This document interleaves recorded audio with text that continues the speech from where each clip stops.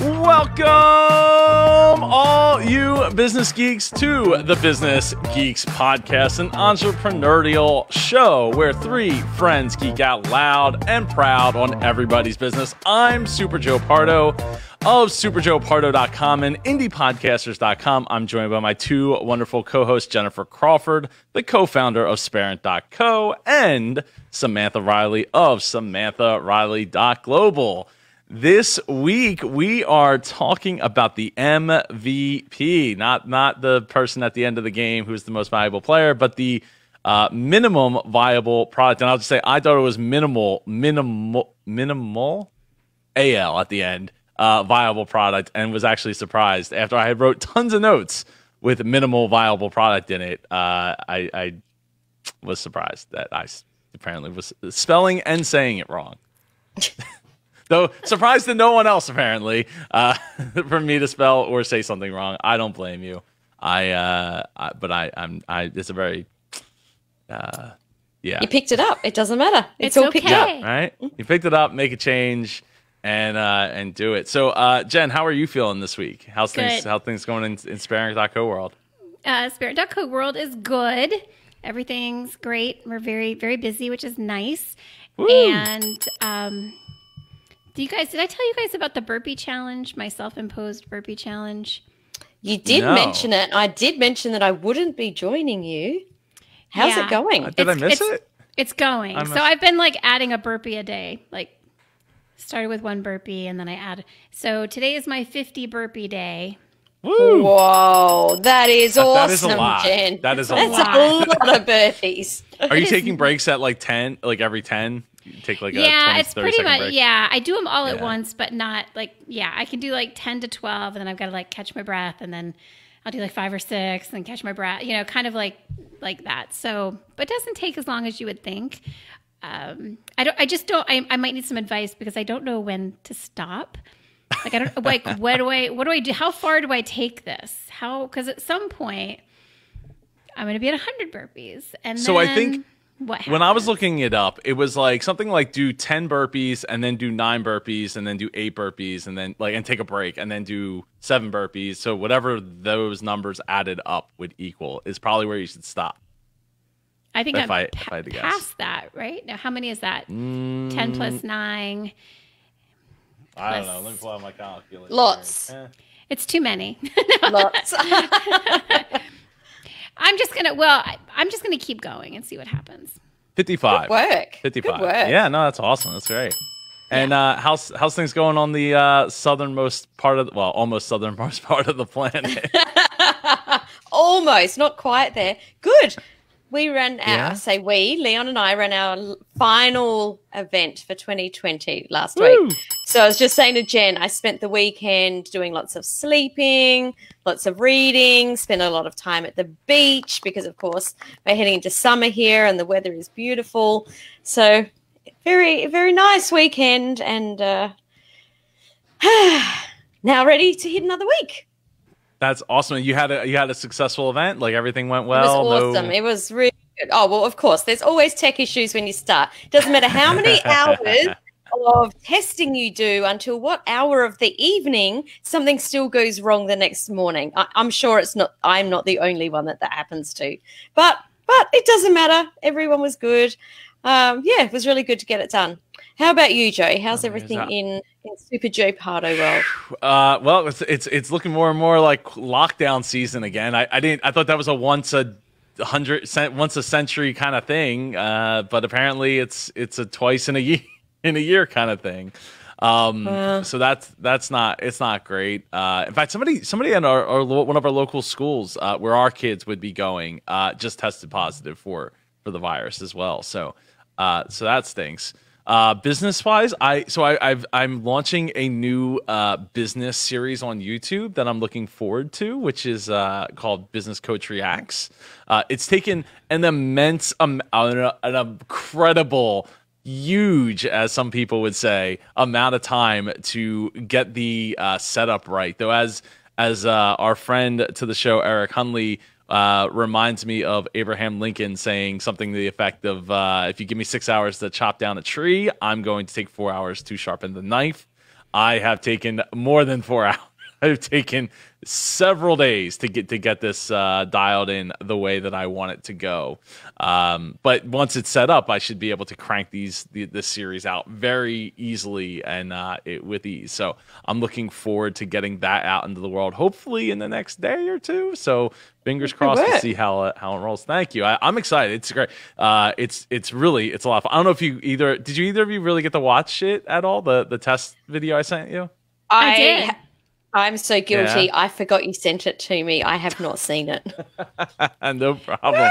What did you aside from the one big flaw that I've mostly corrected, what's your take on it, Jen? Well, I made it to the end. So, I mean, I like the Prophet, the show. So, and I kind of like, commentary on, shows that I watch. Like I listen to some podcasts that do that. So yeah, I thought it was fun. I thought it was a fun show. I can't wait to see where else you go. I got so many other things up my sleeve with it. It's I like I said, I've been dialing in so much since that video was put together like 5-6 days ago. 5-6 days ago at this point. So but yeah, so anyway, this week we're talking about the MVP, the minimum viable product. I just did it again. And how it can help you with getting your business off the ground.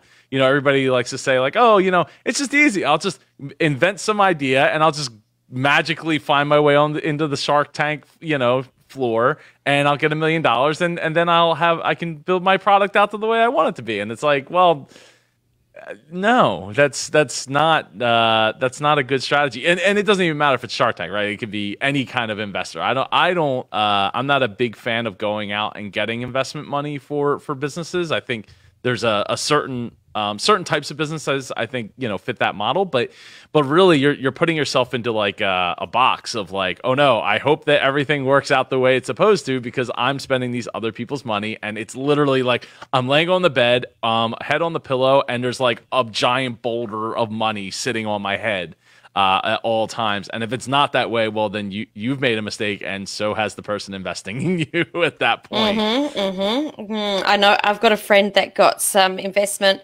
to investors, was so excited until 3 months later, and she had to produce her first round of reports. Oh, really? You didn't think about that bit?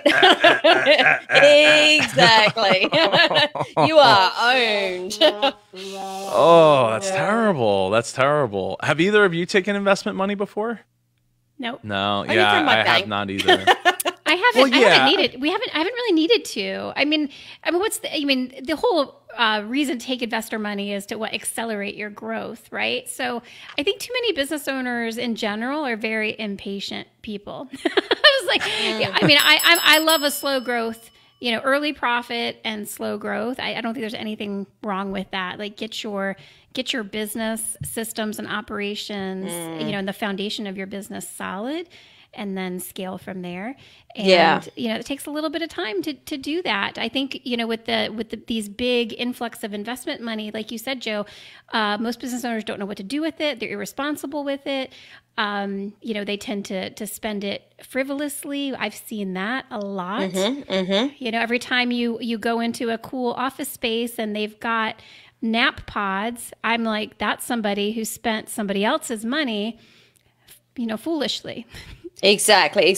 And I think that you bring up the best point that you bring up there, Jen, and I totally agree with it, is that we learn by failing. So by slow growth, or by growing slowly, we realize what we're doing wrong, and we can alter it, we can change it, we can do something different. It's the best way to learn. And when it's your own money, and let's face it, it does work for some people. None of us are Canva, right? It works really well for them. But when it's someone else's money, I don't think you've got the same pain of, oh, I shouldn't make that decision because maybe I won't be able to buy groceries next week, or, right. Whatever it is. I think that it makes a big difference when it's your own money. And you can feel successful when you're not. Right? When you've got that big chunk of investor money in the bank, you can feel like you've made it. But when we sell out to Google, everybody's gonna money's gonna come pouring out of the sky, and that's not okay, right? And I think one of the people I was watching made a great point about how there's so many companies. I think I might have said this a little while ago, but there's so many companies that are like, we're going to do the free thing until we can't do it anymore. And it's like, oh, great. Now you have like this, even if it's a big quote unquote user base, it's like that are used to not paying. And now you're like, oh, you basically can't use our services unless you pay. Well, free is not sustainable. And let's make sustainability sexy. Right. And I think that's really what needs to start from the beginning. Even if it's like, okay, even if we just bring in like $3 a month from each user, like, okay, it's not going to make it rain profit in here, but at least you got a user base that's willing to pay something out of the gate. So, you creep it up a little bit and you work on your margins and other ways by saving money, shaving things off, and you can kind of get there. But when you're like, hey, we're going to make this thing, it's minimum viable product and it's free, and everyone's going to use it unless literally everyone's using it and you really can sell it to them, which, to like a Google or to a big tech company, it's very unlikely that it's going to pan out for you or the investors' money that you might have just took. So it's so what I think that your MVP, right, your minimum viable product really needs to be like a key focus point to like 1 to 3 focus points of like where those features separate you from everybody else, right? What's going to make other people be like, oh well, I already have this kind of thing. Oh wow, look at what they have over there, and they have just 1 or 2 features that like might take the competitor months to implement, if ever to be able to implement. If maybe there's falling asleep at the wheel, maybe that that competitor's founder or CEO or whatever is kind of like wavering in whether or not maybe they're investing in other areas, other businesses, so they're not like keen on what's really going on there. So there's an opportunity for you to you got to act as fast as you can, and that's where the MVP comes in, because it enables you to light speed, like right to market. Hopefully you listen and you get something that actually turns dollars instead of just like, oh, it's totally free and it's cool, like everyone's going to be using it. Yeah, I didn't know this, but back in 2007, the founders of Airbnb put out their MVP. So they were living in San Francisco. Yep. There was a conference going on. There was a shortage of motel rooms. They had a very expensive apartment. They were trying to figure out how to make the rent. So they rented out their extra apartment space, which was literally like blow up mattresses on the floor. That was the origin of Airbnb. So they really took that idea, like stripped down to its simplicity, right? So it's people renting out extra space in their privately owned homes or privately rented homes, being that alternative to hotels in popular cities. So it was but they didn't have, at that time, they didn't have the app built out and the website, and it wasn't a household name like it is today. But they were able to test it and figure out, one, that there was a demand for it, and strip it back and build it up from there. So I think you really can't understate the importance of this, because one, you get that intelligence from your customer for practically free. You're able to launch so much more quickly, which saves you, time, money, resources right there. And you can prove the demand for your product or service before you invest a lot of time, money, and team hours building a prototype out that you're not even sure people want or need. So I love that story, because I'd never heard that before. And I love, successful business origin stories. I love that too. So the minimum viable product was actually, the idea came from, is it Eric Ries or Eric Ries from the Lean Startup? Do you know who? Yeah. I don't know if I've heard. Yes, I do. Yes, it is a Lean Startup thing. I see his name on the spine of the books, but I don't know how to say his name. And he's the person that originally talked about it. And I think the Lean Startup is the best way to understand what it is. But it's not just about using this minimum viable product to start your business. For someone like me that produces online programs, I use this every time I launch something. every single time I launch a new course or a new program, anything that I'm selling, this is exactly the system that I use. And I think that too many people get caught up. We need to make it all fancy. We need to spend months and months recording things, and we need to come up with a logo, and we need to do, the full fancy pantsy things. But no, just a nice, simple beta program, maybe selling it a little bit cheaper. Who wants to do it is a really great way to get the feedback that you need. Yeah. I love that. How many people do we know, like just between the three of us, who have had potentially brilliant ideas, and they've just failed to launch because they can't picture their launch without every single feature in place, every single service, they want it all completely built out to their vision before they even get off the starting line. Yeah. And then they just they can never make that happen. Exactly. They said, but Marie Forleo didn't start where she is now. Like, go back and have a look at her original videos. They're no different to any of us sitting in, on our sofa, bad lighting, bad video. But, it didn't stop her, and look where she is now. And it's the same for all of us. We have to get going from where we are and not think about trying to be in a place that we're not. And I think that's the biggest part of this, right? We're not in the place of the big players. So don't try and play their game. It's a different game. Yeah, totally. I would love to hear from our audience out there. Like, what have you launched that was a minimum viable product, or what are you maybe not launching because you're afraid to strip it back to its most simplistic version? I'd love to know. Absolutely.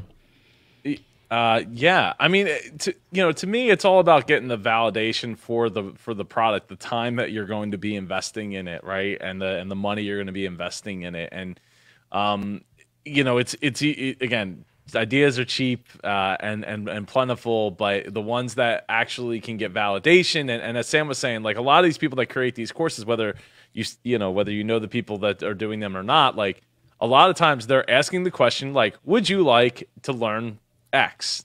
And then once they get a response, they say, okay, let me do a quick outline on a piece of paper and say, okay, what can I teach about that?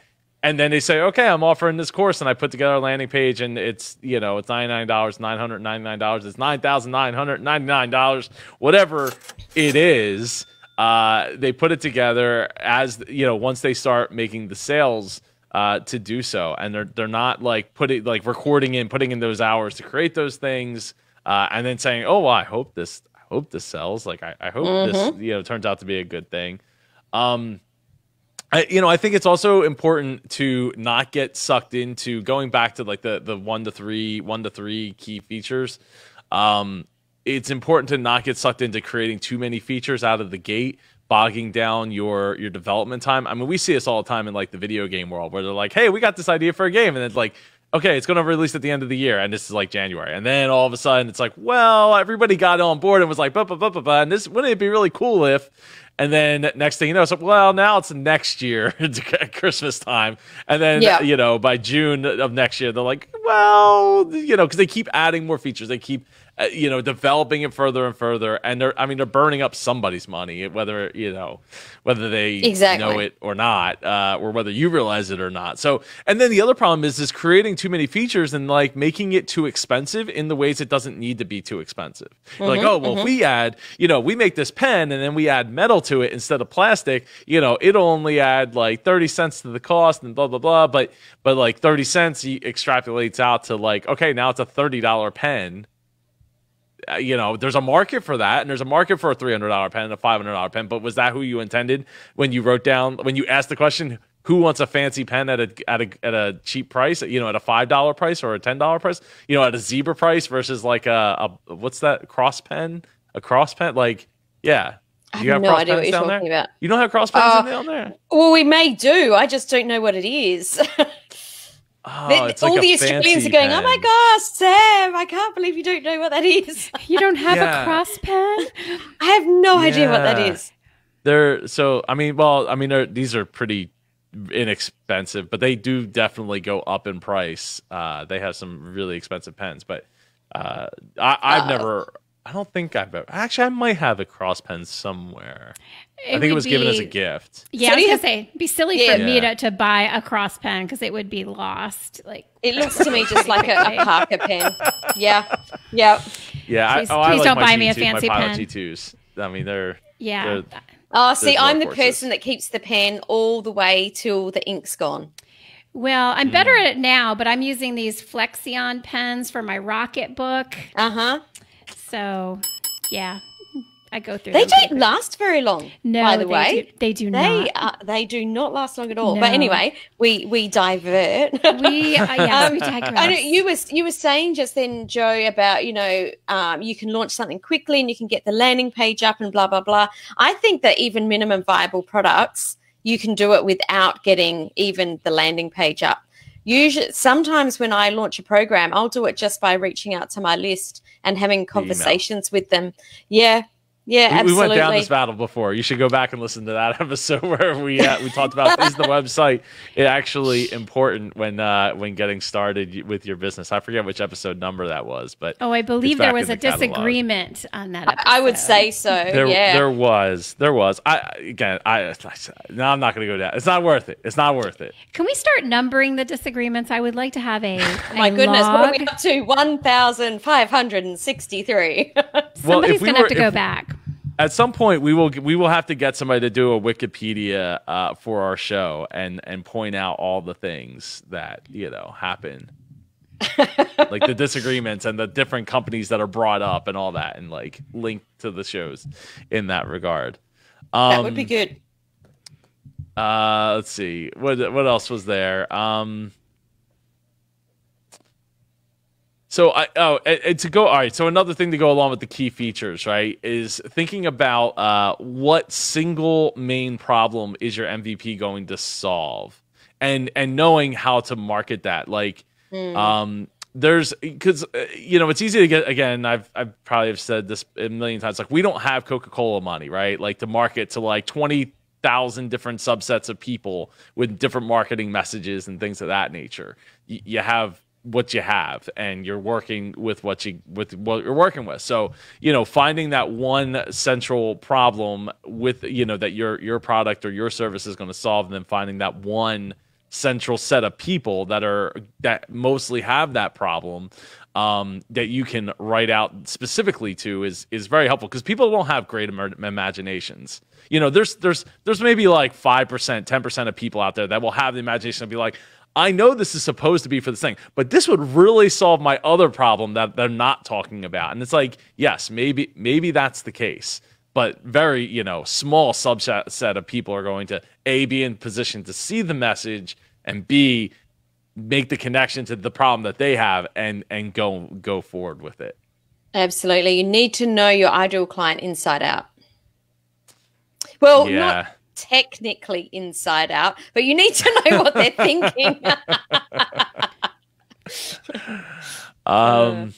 So I think the final thing I would add to that is don't be afraid to hold back features to your product, especially for the fact, say, if nothing else, to be able to have something to roll out with next year and market next year, and a new and improved thing, right? Like we get new iPhones that come out every year, right? Or new iPads, or new anything that comes out, and it's like, oh, the new version's here.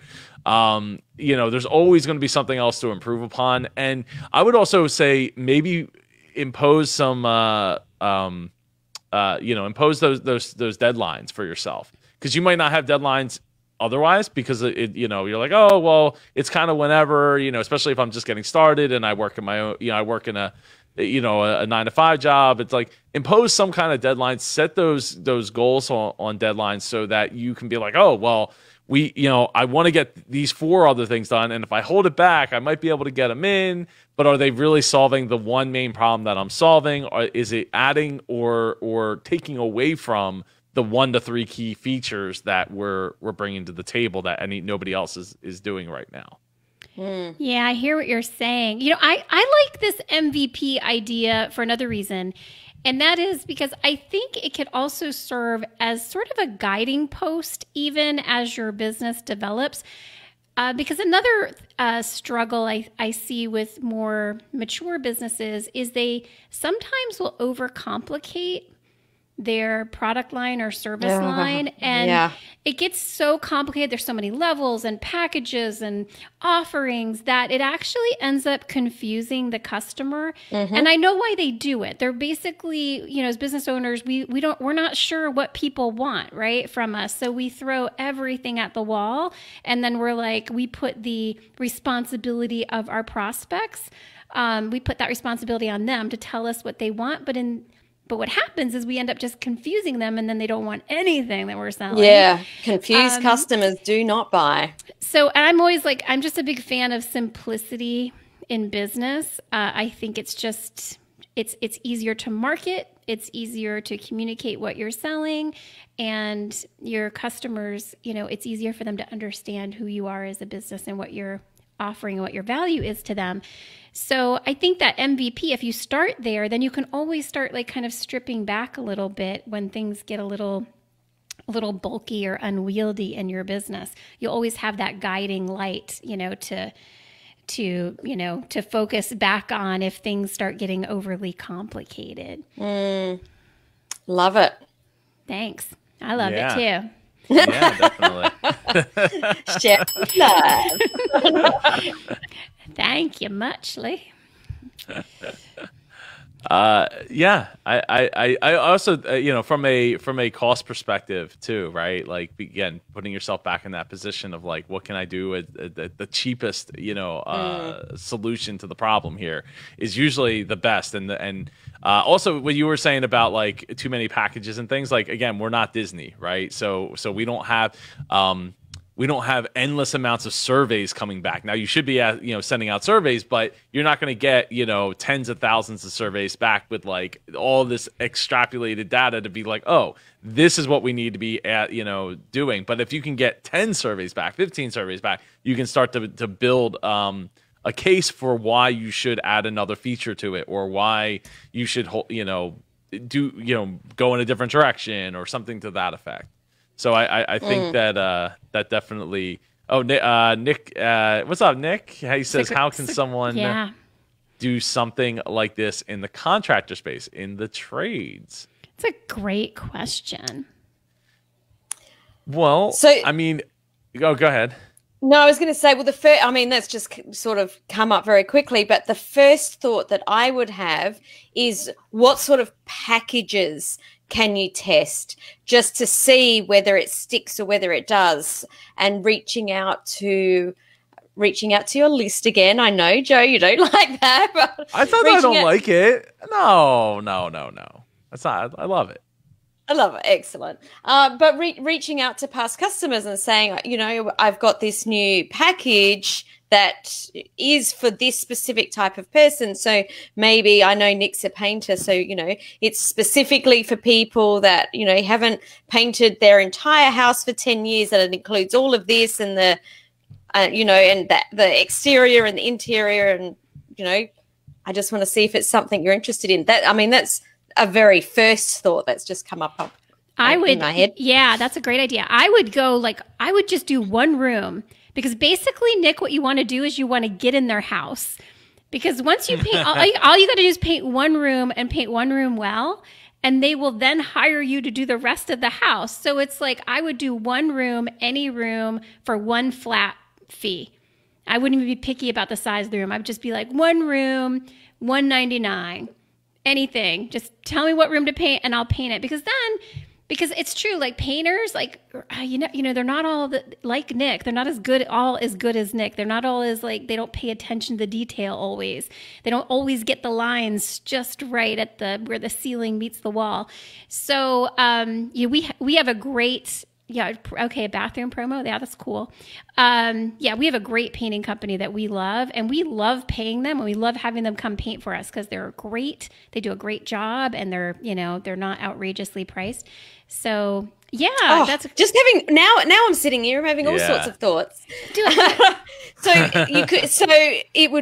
really thinking about, what is the thing that you hear over and over, like, I wish that I had this, or I really want that. So thinking about those things, and then taking those questions or those things that people are saying, and I would even be going to maybe, and I don't know what you're already doing, Nick, to be fair, but maybe doing a promo to real estate agents that have a rent roll. I don't know what you call it over there, but, you know, a large leasing arm of their business, and going to them and saying, hey, I'm hearing that all of the landlords say this thing, so we're putting together this thing, you know, are you interested? Because really all this MVP is packaging up something and taking it to market in a big way and seeing if it sticks. That's essentially what it is, right? Yes. I have another idea. Yay! We're on a roll. Nick, you got to paint. This is what I did with my office. You've got to paint the wall in your Zoom background. Like if you did like a feature wall, like the wall that's behind everybody in their Zoom background, and you are able to paint it in a way that it's like professional and cheerful or whatever, different, then I mean I could see that being a selling point, because I know a lot of people are redoing their offices now because they're on Zoom all day long. People are seeing their offices, and also they're in their home offices so much more now. So they want it to be a space that they enjoy and get some pleasure from. So that would be another very just get them in the house. That's all. To me, I just want you to get in as many houses as possible. To go along with that, maybe you end up painting some of them just green walls, so that people could just make their, wherever they want to be on the beach or whatever. But I absolutely think the bathroom promo thing is brilliant, and the reason is because no one's bathroom is going to be that big, and bathrooms are, I would think, and I've never done it before, but I would think bathrooms are probably the most biggest pain in the butts to paint, because they're they're small, confined, and there's so many things in them. Like, you can't pick the toilet up and move it to the other side of the room and now it's an empty wall. You got to paint around it and all that. I think that's great. And apparently he is stealing your idea. That's make that check out to Jennifer Crawford, care of Washington, D.C. Or care of Jennifer Crawford. Yeah, Washington, D.C., care of. I think both Sam and Jen are great ideas. I love the bathroom promo. I think for you, it really does come down to what kind of specials you're going to offer at the time, and from it's more of a marketing standpoint than a painting standpoint. But again, going back to people don't have imagination, so only 5 to 10% people will understand what you're when you just say I'm a painter, and they'll be like, oh, that's cool. Do I get anything painted? I don't. What gets painted? I don't even know. Versus if you specify things like bathroom, your Zoom wall, things like that. I think if you did a Facebook ad for that, Nick, also you would probably do really well. But Nick, I want to give a shout out to you for teaming up with Nor'easter. Was it Nor'easter Nick? Here in our Jersey area, where he tracks all the storms and stuff, and you apparently sponsored one of his videos, and of course it came up in my feed, but also in my wife's feed, who loves Nor'easter Nick. So shout out to you for that. Nick says no one decorated the bathroom over the holiday, and no one likes painting behind a toilet. Yeah, no, definitely. Well, last holiday season, people also, I mean, this isn't hopefully happening so much this holiday season, but it's also a time when people are cleaning and organizing their house because they've got company coming in from out of town. So, all of a sudden the dingy walls are really standing out because, oh my gosh, we're going to have other people outside of the inner circle, coming in. Maybe that's not such an issue this year because, people are kind of cooling it on the holiday gatherings for now, but I think that was a great idea, having a holiday promotion. You come up with a spring and we paint fences, right? That's something that's people are starting to go outside and do the yard work and stuff, and they're going to notice that their fences are it's time to get them painted. So they things like that, keep it rotating around as the holidays go, as the seasons go. Sorry. So essentially, to wrap that up, listen to what your ideal client wants. And sometimes, I'm a big believer in this, sometimes your ideal client isn't the one-to-one person. It's who has a lot of those people, which is where my head was going with the real estate agent. Yeah. Like, do that work once and get work in a lot of places rather than go out and search for one person. You know, that's a lot of people to speak to just for bathrooms when you can speak to one real estate agent and get 20 bathrooms. I like that. Yeah, no, definitely. So anything else to add to the MVP conversation before we move on here? Do it. No, just do okay. it. All just right. do it. All right. Well, I don't want to just do it. Oh, I thought you were talking to me. No. With the MVP, don't think about it. Your thing for too long. Don't make it too fancy. Just do it. You know, can I just add one more thing though? Actually, now that I'm thinking about it, especially to you, Nick, as well. Sometimes your customers don't know what they want, and sometimes you have to be willing to take a certain calculated risk in figuring out whether or not you can deliver something they haven't necessarily thought about yet. Right. I mean, we've seen it, you know, one of the biggest ones is the iPad, right? Nobody wanted a giant iPhone at that point, but it's worked its way into the subculture of America, and done it in such a way that lots and lots and lots of iPads have been sold across the world. So sometimes you have to think outside the box and like get something, and just play test something, right? A/B test something to see like, did you get a good response out of it? Did it make people think? Did it make them step back and like get their creative, juices flowing as far as what else they could get painted after? You're like, oh, I could totally paint that for you. So you never know. So, don't be afraid to experiment and test, because sometimes people don't even really know what they want yet. Totally. Until you offer it. I'll tell you another thing that could be used for that is, and I'm not just saying that because I'm literally sitting in one right now that needs to be painted, but a garage. How many garages do we see out there? I don't know about this, if this is an Australian thing too, but they're drywalled out, but they're not painted, right? They're spackled and there's just no paint on them, and nobody thinks to paint them. But how much nicer would it be to get a garage painted, especially if you're doing it through the real estate agent, who, the house is virtually, hopefully empty or is able to be emptied out, so that, or just built, something to that effect. So that, there's an opportunity there to get your foot in the door for something that people might not have thought about otherwise. Totally. P.S. Joe, just before we move on, we have iPads in Australia too. I know you have iPads in Australia. Did I not say? And electricity. No. Oh, yeah, I know, right? I was talking about the garage. No, I was talking about the garage. Before you said, iPads, and now they're like a big thing in America. We have them in Australia too. Did I say in America? Yeah. Did I say America? Oh, I didn't mean it. I didn't. It's okay. My we Americanism was coming out. Here a lot. That's right. They don't have running water yet, but yeah. Indoor plumbing. Yeah. Right. Someday when I get hungry, I need to go for a walk to go find some berries somewhere. She's a forager, folks. I apologize. It was not my intention. I know. I was playing with you, Joe. I find it quite fun.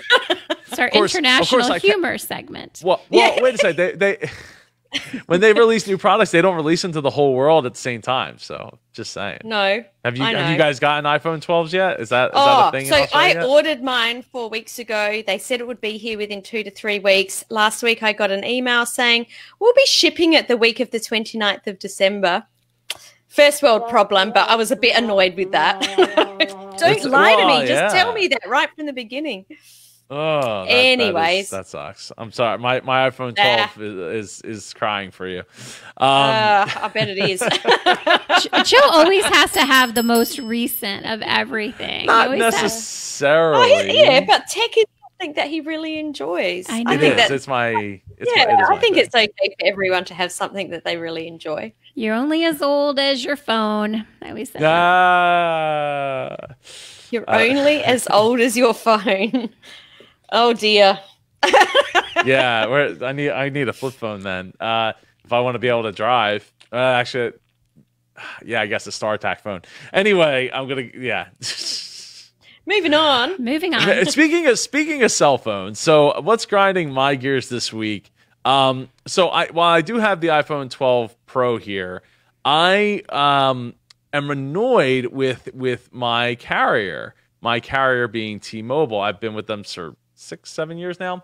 Anyway, they have a policy where if you ordered the phone online, you have a 20-day like return policy, no questions asked, like send the phone back and we'll get you a different phone. Like I changed my mind kind of thing, which is nice. It's very cool, right? Like I don't even think probably most carriers are probably doing that, right? They're probably like 14 days, and then that's it. That's all you get. So it is nice. So to my dismay, I was, when the iPhone 12 got announced, I was like, well, do I want the iPhone 12 or the Pro, or do I really kind of want the smaller mini? I want the iPhone 12 mini. But I don't want it to be too small, and I don't want it to get here and be like, oh, this sucks. Like, and I kind of was in a rush to kind of get a phone because Melissa's phone was not in great shape and all that. So I was like, all right, I was like, you know what, I'm gonna do it, and I ended up getting the Pro. I didn't really want the Pro, but it was only like $100 more because of the storage option and all that. But that's not the point. Point being is I called up on the 21st day after I had I got to hold an iPhone 12 mini in my hand because my boy Mike had gotten one because he actually got the 12 and was like, this is too big, it's falling out of my hand, I don't like this at all. And he's a bit smaller than me, and I was like, I really want it, but I'm not gonna wait. I'm not gonna do it. And then I happened to go over to his house because I had to pick him up and take him to the police station to get his firearm permit. And of course, that was the day the phone got there. So I got to hold it in my hand. As soon as I started typing, I was like, oh, this feels great. This feels perfect. I can reach the whole phone with my thumb, one-handed. It's perfect. So I call up. I actually went to T-Mobile, and they were like, oh, we can't do anything for you here anyway. You have to call service. So I called their service line, sat on hold for 40 minutes before somebody answered the phone, which is first off, how do we not all collectively have, if you'd like to get a phone call back when we're ready, like when we're ready for you, we'll call you back. Everybody should have that. Disney will have on hold wait times for like 2 to 3 hours where you're just waiting on hold to talk to anybody for 2 to 3 hours. How do you not have this? Certain companies have. I think Verizon has it. You call it like, oh, we'll call, put in your phone number, we'll call you back when we're ready for it. And then you wait like 10 seconds or something after you pick up the phone when they call you and you get somebody. So every company should have that, number one. But so when I talked to the lady, first off, she told me something else about, like, she's like, well, your return policy started back on the 16th. And I was like, hold the phone. The phone didn't actually come out till the 20th. I think it was like the 20th or something like that. It started on the 13th or the 14th. I was like, the phone didn't actually come out till the 16th. I didn't receive the phone till the 16th. So like, you're already trying to like push the date back. So like, no. So it ended up being 1 day. And she not only talked to her supervisor, she talked to her manager. And because of their policy, because of 1 day late, they could not do anything for me. And I'm like, look, I told the lady, I'm like, look, I know it's not your, because she was like stuttering on the phone. Because I told her, I was like, this honestly, like, you guys in my 40 minutes of listening, you keep saying how much you love your customers, how much you do anything for them, blah, blah, blah. But 1 day is a bridge too far. 1 day, a bridge too far. So I was like, look, I know, because she was like stuttering on the phone and stuff. Because I told her, I was like, I'm going to start looking to go somewhere else. Like, this is a bit ridiculous. It's 1 day. How many people got the phone on launch day and then 21 days later got to touch the other phone because they're not like in the stores or anything for the most part, and are going to return? So I'm probably in the less than 1% of your customer base that's like, yeah, and then actually sat on the phone for 40 minutes to go through the process of getting the return. Really? This. So to me, what grinds my gears is policies, right? And the fact that apparently nobody could break this policy. This is just the way it is. And policies, I'm not a fan of. I know a good friend of mine, Lee Cockrell, is not a fan of them either because it doesn't allow for you to bend or break the rules because they're not rules, they're policies. They're the boogeyman in the closet kind of thing. that you just can't get around. It's impossible. You can't do it. Well, then it wouldn't be a policy. You want to make customers happy. One day's a bridge too far. I could see if it was a week, 3 days, 5 days, 7 days, or later. I could see that. But like literally, the phone just came out, so I didn't have the opportunity to touch it. I should have waited. I didn't. It's my fault, I know, but I think they're being a little ridiculous with their policy to not be able to bend the policy to say, yeah, you're in the minority. People are going to sit on the phone for over an hour to make this happen. I'm so sorry. Oh God! I'm so sorry this happened to you. No, you're not. Stop. I'm trying not to get emotional. I'm trying not to get emotional. Because I don't have any Kleenexes on my desk right now. Me neither. I'm keeping it in check. Me neither. I just use this terry cloth here. No, I don't know. It's just annoying. Policies, they don't allow for your people to make any kind of decisions and make what I would say a magical moment, kind of like in Disney, right? They have policies, but they also have rules, and those rules can be bent. Those rules sometimes can be broken depending on the situation, depending on the guest, depending on the cast member, and magical moments can happen, and policies don't allow for that. Well, but we love all our customers. We want them to, we do anything for them. We'll bend over backwards for them. I've never had a magical moment at the Verizon store. I'll have to agree with you there. I don't doubt it. I don't doubt it. Has anyone ever had a magical moment at any telecommunications store? No, I think they need to up their magical moment game. I think the most magical thing was that they actually had the thing I needed in stock at the time in which I needed it, which was, ironically enough, iPads. One time I put my name in the queue, and as soon as I was done writing it, they called my name. Wow. That's a magical moment. That's actually huge. That was about as magical as it. I don't know if this is a grind my gears, but I'm still scratching my head over it. So I tried another subscription box because I needed some new workout clothes, because the burpee challenge and everything. I'm really rough on my workout clothes because I'm a beast. So I was like, I'm not going to stores or anything. I was looking online. I was like, it was getting, it was taking too much of my time. So I was like, let me just go to like a subscription box. So I was like, let me try this Wantable, which has an active like subscription box. And I gave them my profile. They know how old I am. I gave them an idea of what I liked. So one of the things was that I like shirts with sleeves. And, they know my age and everything. So they sent me this tank top. Oh. And a sleeveless tank top. But what it said on it had me very confused. So this skimpy little tank top, which I'm thinking was probably like for somebody in their 20s, said spiritual gangster. I'm like, what is a spiritual gangster? Am I a spiritual gangster? And I was like, no, I don't think I am. What is a spiritual gangster? I'm like, is this somebody who does yoga but is also in the mafia? This is a very specific person. Spiritualgangster.com. I mean, what is a spiritual gangster? And I think if I have to ask what a spiritual gangster is, I'm probably not a spiritual gangster. I sent it back. And I canceled my subscription. I tried it, but I sent everything back. Things were just not working. But anyway, for anybody out there who is a spiritual gangster, I would love to know how you qualify and what exactly it is, and if you have a gun. Like, is this like, hey, I have a concealed carry permit and I also go to yoga every day? Like, what is a spiritual gangster?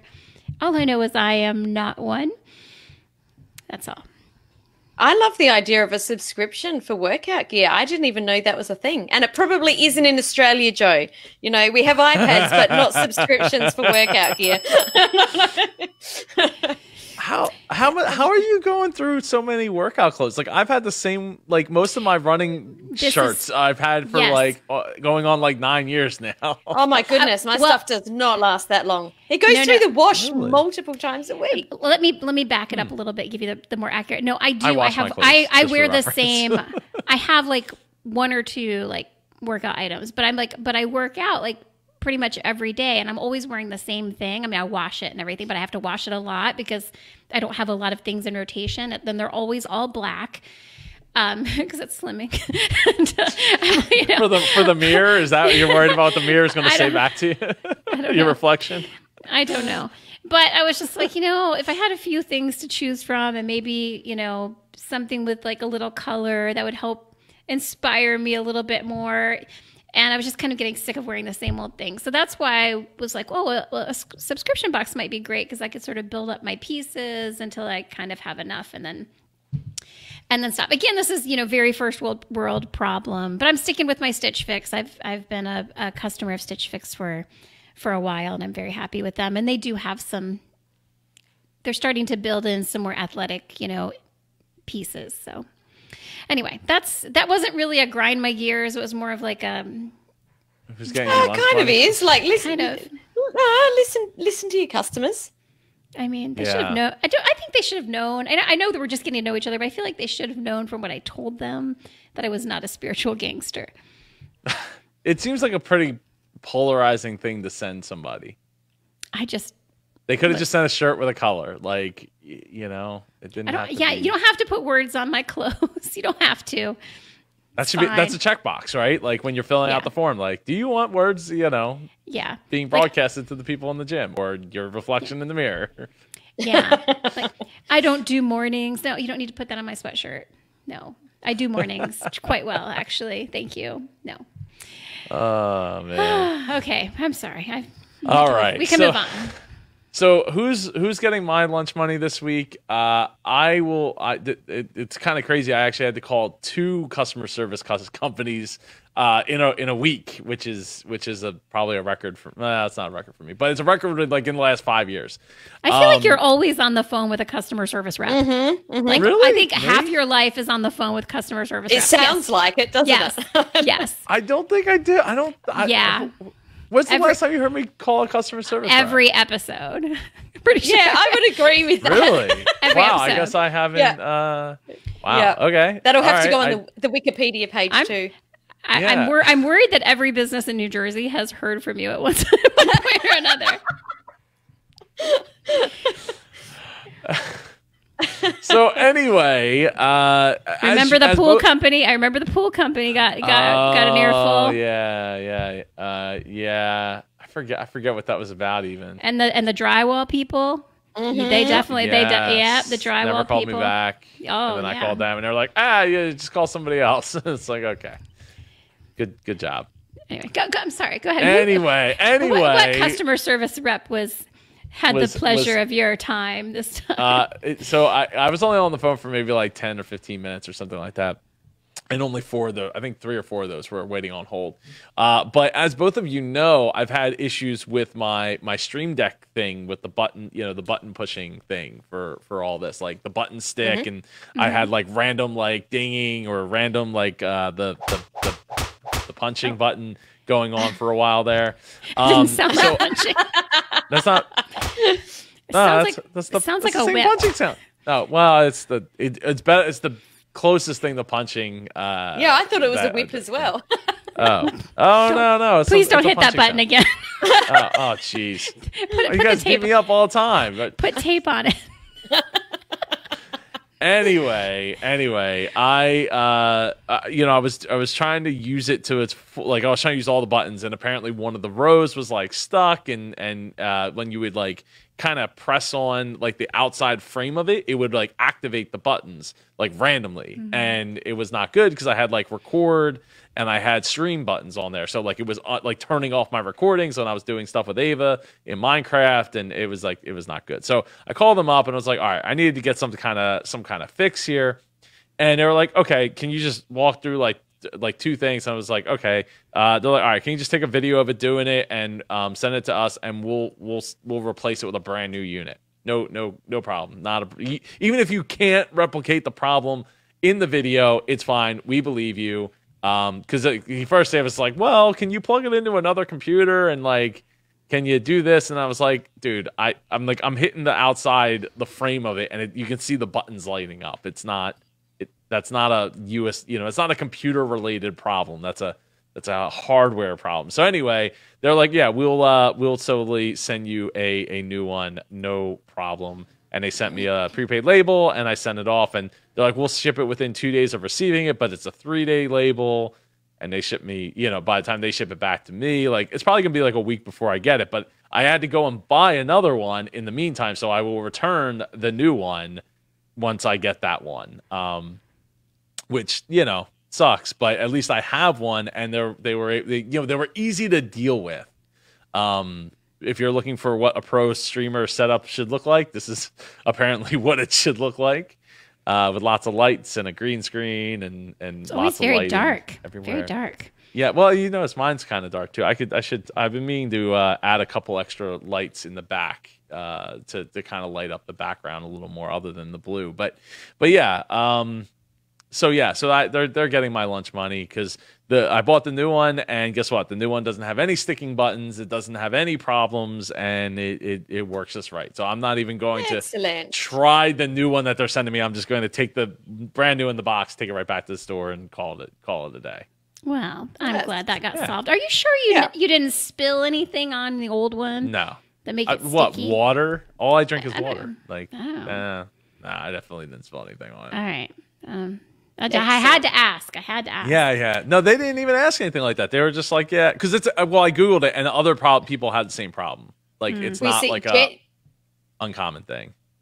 I'm just wondering, Jen, do you go undercover, like on the customer service line there? You just had to come onto the show to ask him that. Just, I actually work for that customer service line. Yeah. Good thing you answered that correctly. Yes. Otherwise.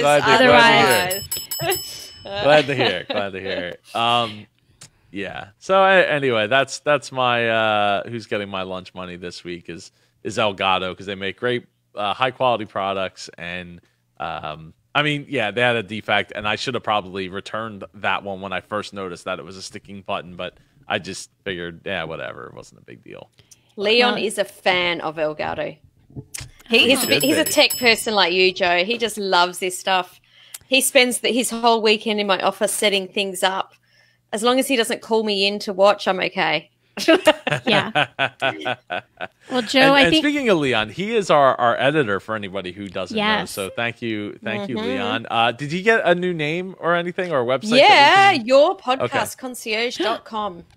I feel so well taken care of, as if like we have our own personal podcast concierge. Yes, we do. We do, and it feels like it. We do. I mean, it's so nice. You said it's your own podcastconcierge.com? Yourpodcastconcierge.com. Yeah, podcast concierge. Concierge is one of those words. CONCIEIG. CIE. Oh my goodness. CIEG. CIERG. RGE. Oh man. That's okay. It really is not that hard. Yourpodcastconcierge.com. Super easy for anyone that's listening. Apart from Joe. He'll get it. Apparently, but if you type it wrong into Google, they will bring you to the right place. So there you go. There you go. Great looking website. Now, lots of purple. Love it. Joe, you're not allowed to call them. No. And don't call them. Don't call their customer service line. I know you want to. I know you were looking for that number just now. Don't do it. I don't need to sit on the phone with them. That's okay. I trust. They've edited so many episodes of ours that I trust that they put up with a lot from us. They Joe, do. Joe, yes. I'm going to give you a personal challenge. Okay. between now and next week's episode, I don't want you to be on the hold with any customer service reps. I don't want you to call any customer service people. Can you do it, Joe? Is it even a possibility? None. I don't know. Do not call any businesses with any issues. So hold on, time out. So we have a Polar Express train that we got for Christmas last year. I'm not going to be the one that calls. Probably it's going to be Melissa, but you want to. I will make her. But you want to. I don't want to. I don't want to sit on the hold. That's crazy. I think you do. I think you love it. I do not. Because you know how I know you love it is because you always tell us exactly how much time you've spent on hold. Like to the minute. 3 minutes, 4 minutes, 11 minutes, 42 minutes. Like you always know. I'm the opposite. I will do anything out of getting on the phone to anyone. I don't even remember the last time I've been on like hold with a customer service person.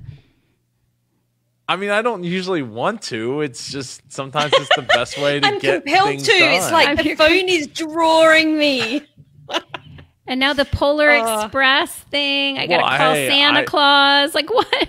Santa does not want to hear from you, Joe. He's going to have a rough Christmas as it is. Oh. He is. Does he have enough PPE to get the job done is the question. Well, the elves are complaining. And for him too, just to go into these houses. I don't know if I'd want to go into random people's houses. That's the thing. We don't know what the situation is. Up here. Speaking of the situation, this situation is pretty much up and over. If you want, please leave us a review on Apple Podcasts or your favorite podcast platform of choice, and tell us what you want to hear in an upcoming episode. And if you either write it there or write it in lights on your roof so that we can see it from our house.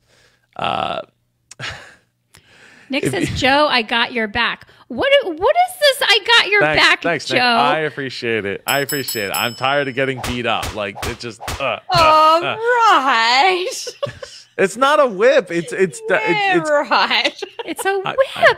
It's not a whip.